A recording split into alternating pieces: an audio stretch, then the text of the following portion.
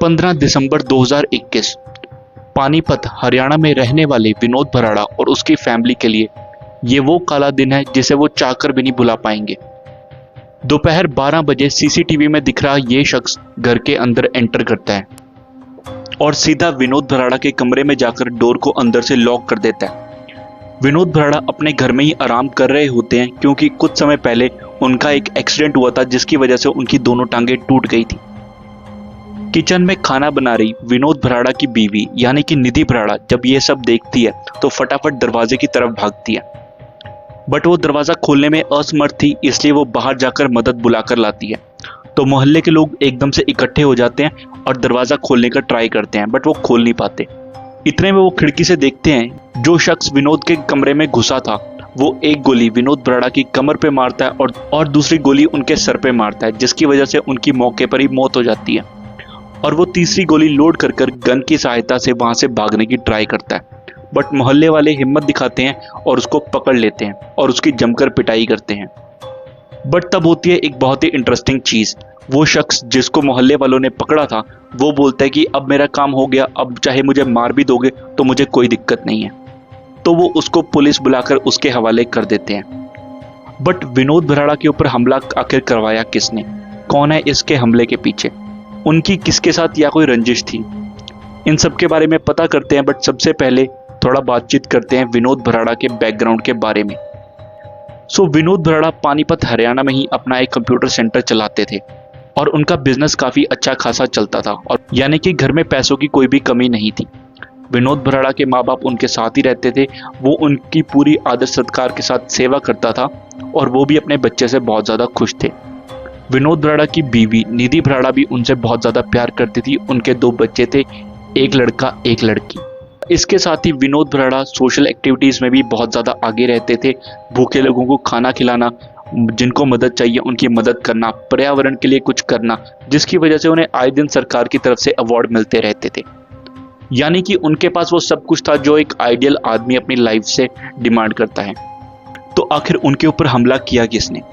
दरअसल इस इंसिडेंट के 2 महीने पहले विनोद भराड़ा अपने कंप्यूटर सेंटर के बाहर चेयर के ऊपर बैठे थे, तभी एक तेज रफ्तार पिकअप ट्रक उनसे आके टकरा जाता है, जिससे विनोद भराड़ा बहुत बुरी तरह से जख्मी हो जाते हैं और उनकी दोनों टांगे टूट जाती हैं। पिकअप ट्रक को पकड़ लिया जाता है और उसके ड्राइवर को जेल में डाल दिया जाता है और उसके ऊपर एक केस चलता है, hit and run case. But क्योंकि वो एक हिट एंड रन केस था तो उसकी बहुत तगड़ी कोई सजा नहीं थी, इसलिए वो बेल पे बहुत जल्दी बाहर आ गया।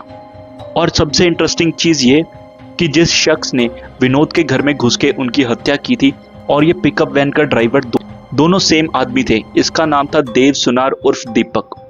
अब जब ये कोर्ट केस चला तो दीपक ने ये चीज बोली कि विनोद भराड़ा अपना हिट एंड रन केस वापस नहीं ले रहे थे, इसकी वजह से उसने गुस्से में आकर इनकी हत्या कर दी।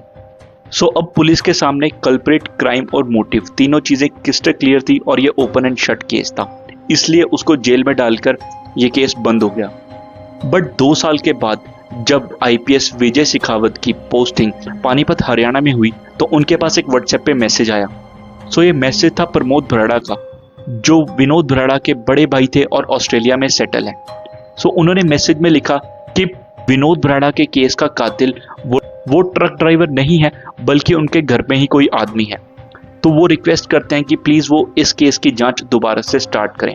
अब जो विजय शेखावत हैं वो बहुत ही ईमानदार और एक काबिल पुलिस ऑफिसर हैं, उन्होंने उनकी रिक्वेस्ट मान ली और इस केस की इन्वेस्टिगेशन नए सिरे से शुरू करी। दोस्तों, अब जब भी किसी नए केस की छानबीन शुरू होती है तो उसमें जो सस्पेक्ट होता है उसकी बैंक डिटेल्स और कॉल लॉग डिटेल्स अच्छे से चेक की जाती है। तो पुलिस ने वही किया। उन्होंने देव सुनार की कॉल डिटेल्स और बैंक डिटेल्स को अच्छे से खंगाला और उनमें एक नाम बार बार सामने आ रहा था जो कि था सुमित का। अब ये सुमित एक जिम ट्रेनर है जिनकी एक सप्लीमेंट की शॉप है। इनके साथ वो पिकअप वैन के ड्राइवर यानी कि देव सुनार की बहुत घंटों लंबी लंबी बातचीत थी और सुमित द्वारा उसे बहुत सारे पैसे दिए गए थे। और सुमित वही इंसान था जिसने देव सुनार की बेल कराई थी जब वो जेल के अंदर चला गया था हिट एंड रन केस में। बट आखिर सुमित का देव सुनार के साथ क्या लिंक? पुलिस ने अपनी छानबीन को आगे बढ़ाया और सुमित की कॉल लॉग और बैंक डिटेल्स को अच्छे से चेक किया गया। सुमित की कॉल लॉग डिटेल्स में एक नंबर था जिसके साथ उसकी बहुत ज्यादा रेगुलर बात होती थी और लंबे समय तक बात होती थी, और वो शख्स कोई और नहीं विनोद भराड़ा की बीवी निधि भराड़ा थी। तो अब पुलिस को थोड़ा थोड़ा लिंक समझ आ रहा था। पुलिस ने उसके बाद उस दिन की सीसीटीवी फुटेज चेक करी और जो सीसीटीवी फुटेज मैं अब आपको दिखाने जा रहा हूँ वही है जो मैंने आपको स्टार्टिंग में दिखाई थी, बट वो कंप्लीट नहीं थी। कंप्लीट फुटेज ये है जिसको देखकर आपके भी पैरों के नीचे से जमीन निकल जाएगी। सो जब देव सुनार विनोद के घर में एंटर हुआ तो वो उसने सबसे पहले निधि को इशारा किया, यानी कि निधि जानती थी कि देव सुनार उनके घर में आने वाला है, यानी कि एक सोची समझी साजिश थी। तो जब ये सीसीटीवी फुटेज पुलिस ने निधि भराड़ा और सुमित को दिखाई तो वो भी एक बार के लिए हक्के बक्के रह गए। पहले तो वो बातें इधर उधर घुमाने लगे कि हमें नहीं पता ये कैसे हुआ, ये क्या है, सीसीटीवी फुटेज झूठ है। बट जब पुलिस ने थोड़ा सा दबाव उनके ऊपर डाला तो उन्होंने पूरी केस की सच्चाई पुलिस के सामने रख दी। दरअसल 2021 में निधि अपनी फिटनेस के लिए एक जिम ज्वाइन करती है और उसी जिम में एज अ फिटनेस ट्रेनर काम करते हैं सुमित। सो निधि और सुमित की जान पहचान हो जाती है और दोनों में आपस में बातें होने लगती हैं और वो बातें कब प्यार में बदल जाती हैं इन्हें भी पता नहीं लगा और दोनों बहुत ज़्यादा क्लोज आ गए। उसके बाद निधि सुमित के साथ बहुत लंबे देर तक फ़ोन पे बातें करती रहती थी और शाम को अपना पूरा कॉल लॉग हिस्ट्री डिलीट कर देती थी। बट उससे गलती ये हो जाती थी कि वो अकेली सुमित की कॉल डिटेल्स डिलीट करने की बजाय पूरे अपने फ़ोन की कॉल हिस्ट्री डिलीट कर देती थी। जब ये बहुत फ्रीक्वेंट होने लगा तो विनोद को भी निधि के ऊपर थोड़ा शक हुआ और एक दिन विनोद ने निधि की फेसबुक चैट पकड़ ली सुमित के साथ, जिसमें वो बहुत ही ज़्यादा रोमांटिक बातें कर रहे हैं और विनोद का रिएक्शन वैसा ही था जैसे किसी नॉर्मल हस्बैंड का होता है।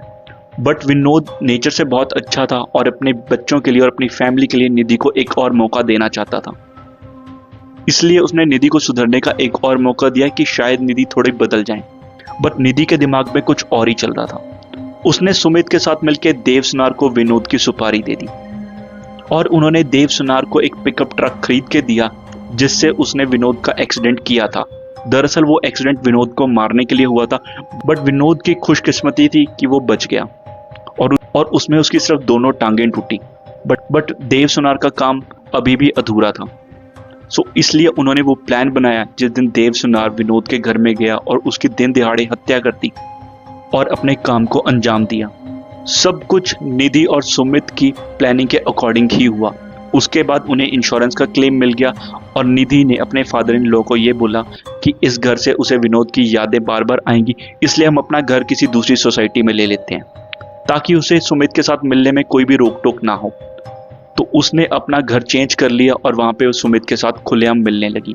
तक विनोद के बड़े भाई प्रमोद को निधि के ऊपर शक हो गया था क्योंकि उसके तेवर बदले बदले थे, इसलिए एक उसने डिटेक्टिव हायर किया जो निधि के ऊपर आंख रख रहा था। तो उसने ये सब चीज़ें प्रमोद को बताई। निधि अपने पति की मौत के बाद ही 2 महीने बाद सुमित के साथ मनाली घूमने भी गई थी, जिस बात का पता जब प्रमोद को लगा तो उसका शक यकीन में बदल गया और उसने पुलिस की सहायता ली इस पूरे केस को सॉल्व करने के लिए।